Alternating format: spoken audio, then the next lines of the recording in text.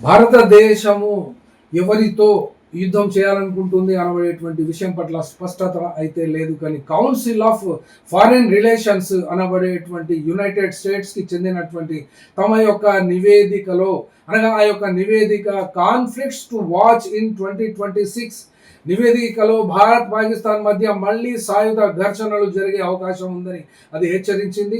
Resistance front అనేటువంటి ఉగ్రవాద సంస్థలతో పాకిస్తాన్కు సంబంధాలు ఉన్నందు వలన ఈ యొక్క అలర్ట్ను ఇంటెలిజెన్స్ వర్గాలు సూచించడం మూలన సరిహద్దు మొత్తంగా హై అలర్ట్ను ప్రకటించాయి. ఏ చిన్న ఉగ్రవాద ప్రయత్నం జరిగినా పాకిస్తాన్ నుండి పూర్తి స్థాయిలో సైనిక చర్య ఉంటుందని రాజ్నాథ్ సింగ్ హెచ్చరించారు. అయితే ఇక్కడ పాకిస్తాన్ ఎందుకు యుద్ధానికి తయారవుతుంది అంటే, భారత్ 1960 నాటి సింధు నది జలాల ఒప్పందాన్ని నిలిపివేసినందున అక్కడ వాటర్ బ్లాకేడ్ నడుస్తున్నది కాబట్టి నీటి నిల్వ శాతం భారత్కు 220 రోజులకు సరిపడా ఉన్నట్లయితే పాకిస్తాన్కు కేవలం 30 రోజులు మాత్రమే ఉంది. కాబట్టి ఈ యొక్క సింధు నది జలాలపై ఇంటర్నేషనల్ కోర్టులోను, యునైటెడ్ సెక్యూరిటీ కౌన్సిల్లోను భారత్కు వ్యతిరేకంగా పాకిస్తాన్ వెళ్ళింది. కానీ ఇవన్నీ కూడా భారత్పై ఏ ఆంక్షలు విధించలేవు అని భారత్ ఖచ్చితంగా చెప్తున్నందువలన భారత్ మరొకసారి